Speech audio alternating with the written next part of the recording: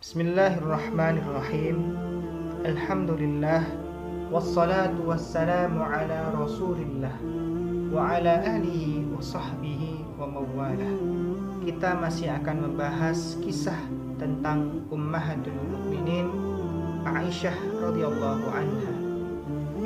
Dan sekarang sampailah kita pada bagian terakhir dari kisah ini. Kisah yang sangat dramatis yang menggemparkan kota Madinah dengan fitnah yang keji. Sampai-sampai Allah langsung yang harus turun tangan dalam membela ibunda Aisyah. Mari kita simak kisahnya. Pada bulan Sya'ban tahun kelima Hijriah, terjadilah peristiwa hadithul ifki yang masyhur. Kisah ini bermula ketika Nabi SAW yang biasa jika hendak safar melakukan undian di antara para istri beliau. Itulah salah satu bentuk keadilan beliau sallallahu alaihi wasallam. Siapa yang keluar namanya dalam undian itu, dialah yang menyertai Rasulullah sallallahu alaihi wasallam. Maka beliau pun mengundi, keluarlah nama Aisyah radhiyallahu anha. Sehingga beliaulah yang diajak Nabi sallallahu alaihi wasallam. Dalam perjalanan pulang, mereka berkemah di sebuah tempat dan istirahat di akhir malam. Waktu itu, Aisyah radhiyallahu anha bermaksud hendak buang hajat. Maka Nabi Shallallahu Alaihi Wasallam memerintahkannya untuk pergi di akhir malam. Setelah beliau pergi buang hajat, datanglah rombongan untuk mengangkat sekedupnya. Mereka tidak sadar bahwa Aisyah tidak ada di dalamnya karena tubuhnya yang kecil dan ringan. Beliau dinikahi Rasulullah Shallallahu Alaihi Wasallam ketika berusia 6 tahun dan mulai tinggal bersama Rasulullah Shallallahu Alaihi Wasallam ketika berusia 9 tahun. Rasulullah Shallallahu Alaihi Wasallam wafat meninggalkannya dalam usia 18 tahun. Aisyah radhiyallahu anha sendiri wafat dalam usia sekitar 63 tahun. Mereka pun mengangkat sekedup itu dalam keadaan mengira Aisyah ada di dalamnya. Ketika Aisyah kembali dari keperluannya, dia tidak melihat seorang pun di tempatnya.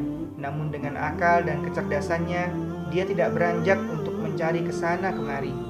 Dia tetap tinggal di tempat itu dan berkata, mereka tentu kehilangan saya dan akan kembali ke tempat saya. Namun Allah subhanahu wa ta'ala berkuasa atas urusannya. Dia mengatur segala sesuatu dari atas arsy-Nya sebagaimana yang dia kehendaki. Selanjutnya, Aisyah diserang kantuk yang berat.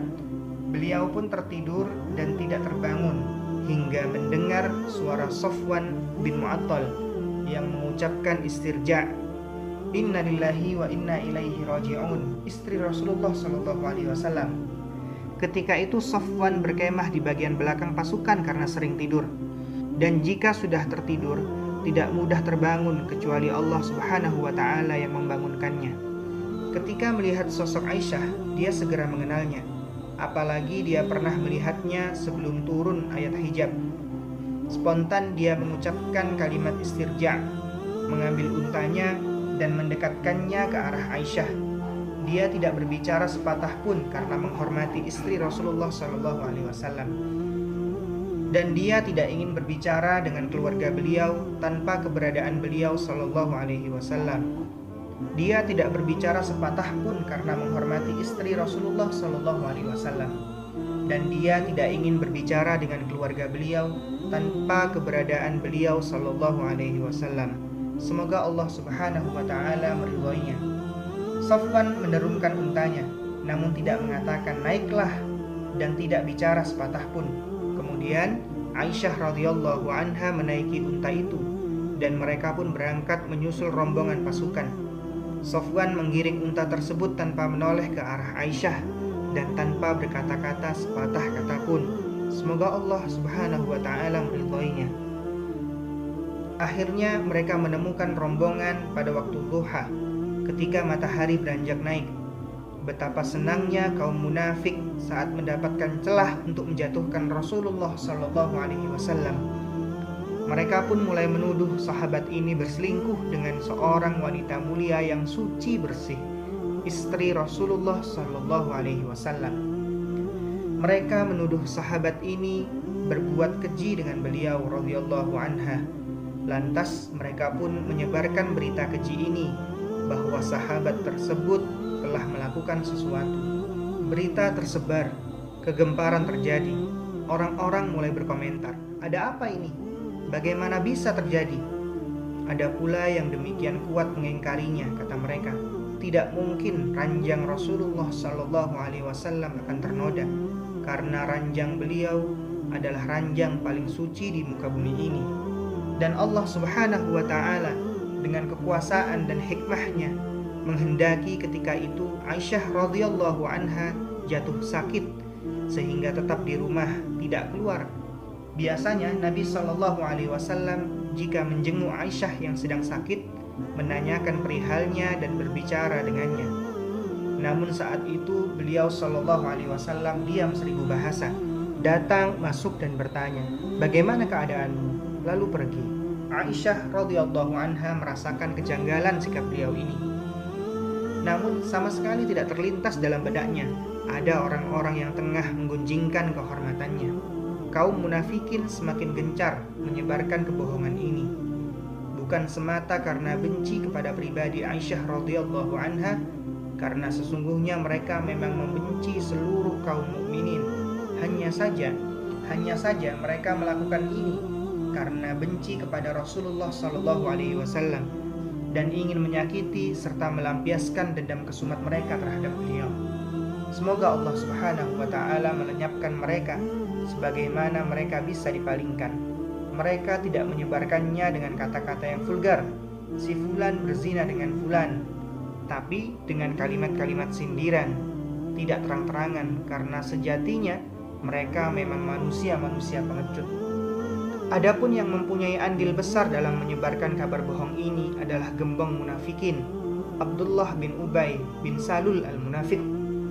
Karena sebetulnya dialah yang menyebarkan berita ini. Rasulullah Shallallahu Alaihi Wasallam diam tidak berbicara. Beliau hanya bermusyawarah dengan para sahabatnya, apakah menceraikan Aisyah atau tetap menahannya sebagai istri. Sebulan penuh berlalu, Aisyah radhiyallahu anha merasakan kepedihan yang luar biasa. Bahkan Rasulullah Shallallahu Alaihi Wasallam pun gelisah. Belum juga turun wahyu menjelaskan masalah ini. Dengan kelambatan wahyu ini pula semakin terasa betapa butuh dan harapnya Aisyah dan ayah ibunya kepada Allah Subhanahu Wa Taala. Semakin dalam baik sangka mereka kepada Allah Subhanahu Wa Taala. Pupus sudah harapan mereka untuk memperoleh pembelaan dari makhluk. Tumpah ruah seluruh harapan tertuju hanya kepada Allah Subhanahu Wa Taala. Sebab itulah ketika kondisi ini memuncak dan beliau sempurna mencapai kedudukan ini, dan tatkala ayah ibunya berkata kepadanya, "Berdirilah kepada Rasulullah Sallallahu Alaihi Wasallam," Allah Subhanahu Wa Taala telah menurunkan wahyu tentang sucinya beliau dari semua tuduhan. Aisyah justru berkata, "Demi Allah, saya tidak akan berdiri kepada beliau, dan saya tidak akan memuji siapapun kecuali Allah. Dialah yang telah menurunkan wahyu tentang kesucianku." Ucapan Aisyah ini menunjukkan betapa dalam pengetahuannya tentang Allah Subhanahu Wa Taala. Betapa kuat imannya, kemurnian tauhidnya, kuatnya kemauan dan keyakinannya bahwa semua itu adalah nikmat dari Allah Subhanahu Wa Taala. Juga kepercayaannya betapa besar cinta Rasulullah kepadanya, sehingga beliau tujukan pujian itu hanya kepada Allah Subhanahu Wa Taala. Di samping itu juga, sesungguhnya Allah Subhanahu Wa Taala ingin menampakkan kedudukan Rasulnya dan ahli bait beliau serta kemuliaan mereka di sisinya. Allah Subhanahu Wa Taala ingin melepaskan Rasulnya dari kasus ini, maka dia sendirilah yang tampil membela dan membersihkan kekasihnya dari tuduhan musuh-musuhnya. Akhirnya Allah Subhanahu Wa Taala menurunkan 10 ayat Al-Quran yang berkaitan dengan kisah ini. Quran Surah An-Nur ayat 11-20 yang membebaskan Ibunda Aisyah dari tuduhan itu, bahwa Ibunda Aisyah adalah perempuan mulia dan suci. Betapa mulianya Ibunda Aisyah sampai-sampai Allah sendiri yang membela kehormatannya. Hikmah lainnya, karena sasaran utama peristiwa ini tidak lain adalah pribadi Rasulullah Sallallahu Alaihi Wasallam, dan yang tertuduh adalah istri yang sangat dicintainya, sehingga tidak pantas kiranya beliau menjadi saksi kesucian istrinya, meskipun beliau sangat mengetahui bahkan mempunyai bukti-bukti jauh lebih kuat daripada bukti yang dimiliki kaum mukminin tentang kesucian istrinya, dan beliau tidak mungkin mempunyai praduga buruk sedikit pun terhadap istrinya. Demi Allah, saya tidak mengetahui keadaan keluargaku kecuali kebaikan, dan mereka menyebut-nyebut seorang laki-laki yang tidak aku ketahui tentang dia kecuali kebaikan.